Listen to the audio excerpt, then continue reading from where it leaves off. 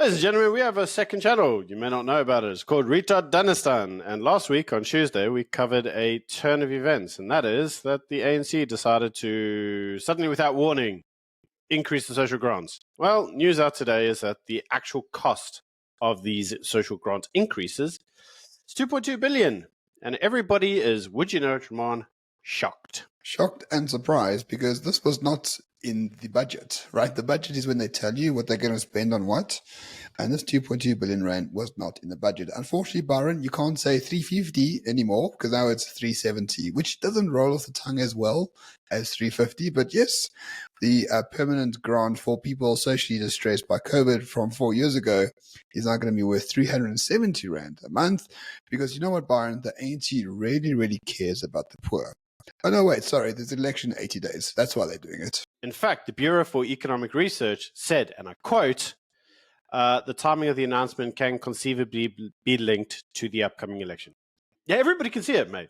So it's kind of obvious. However, let's still just be very clear. What does that actually mean in terms of social grants? Well, what it actually means is that currently we spend 33.6 billion. Yeah, can you believe it? 33.6 of your money goes on paying these grants, and that's going up to 35.2. It's quite a big increase. So you may say, what does that actually get us in real terms? Well, what it actually gets us is that the current estimation are that there's around 7 million people on social grants, and that's going to go to 9.2 million people. Yes, it's electioneering. It's vote buying. So the 35 billion rand a year is only for the social relief, the 370 grants. The grants in total are closer to 200 billion rand a year, which is like equivalent to our education budget. And I mean, the only thing the ANC has created in 30 years is a lot of grant recipients. It's like they've forgotten how to create jobs. It's like they've forgotten what dignity means to people. Giving 350 or 370 rand seems to be the way to go. So therefore, I mean, if I was a political party, I would just say, well, you know, I would follow all the NGOs funded by George Soros. I'd be like, if you vote for me, I'll give you a 2,000 rand, lifetime grant just for not doing anything. Because if the ANC are doing this, it means they know that it is popular. They know that within their internal polling at the party, the people really give a shit about their social grants, and therefore, why not just give them more reasons to like it, i.e. give an increase.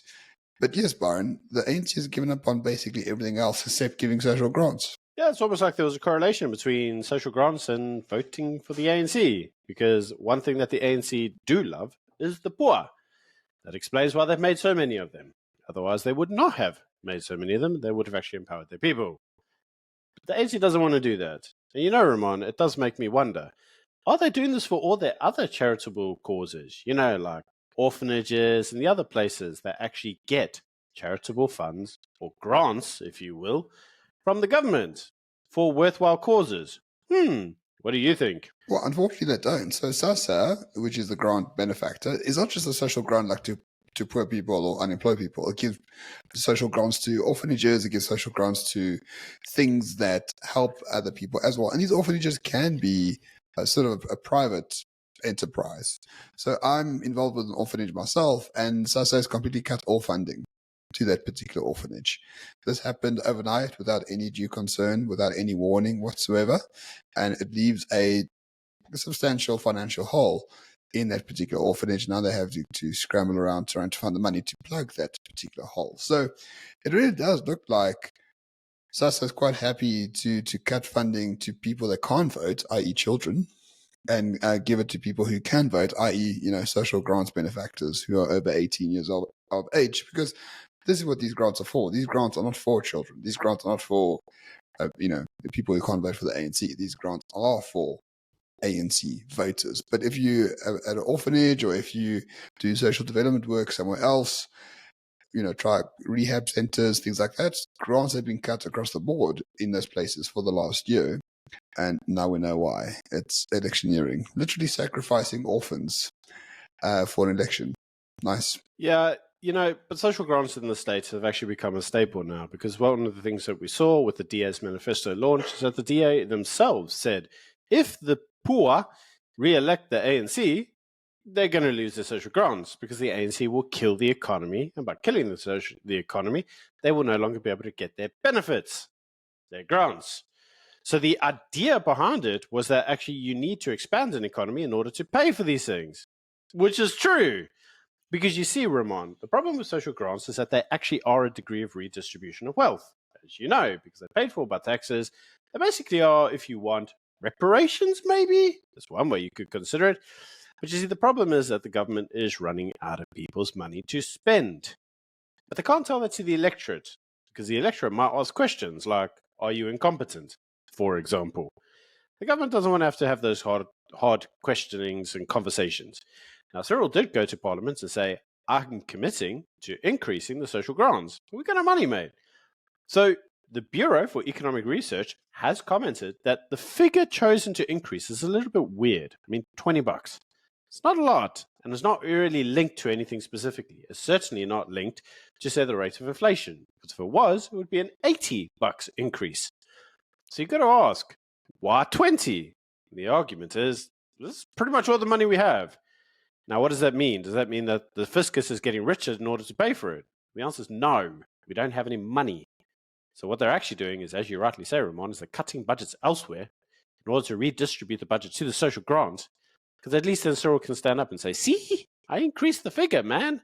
I did exactly what I promised you. So give me your vote. Yeah, and the irony is social grants are sort of embedded within South African culture now. We did manifestos of, the ANC, the Freedom Front Plus, IFP, all sorts of other parties, and they all have social grants in there. It's becoming part of the culture now. Your South African social grants do exist. A lot of the parties say they need to stop existing, but they're not going to cut them. They're going to, grow the economy so that they no longer are required.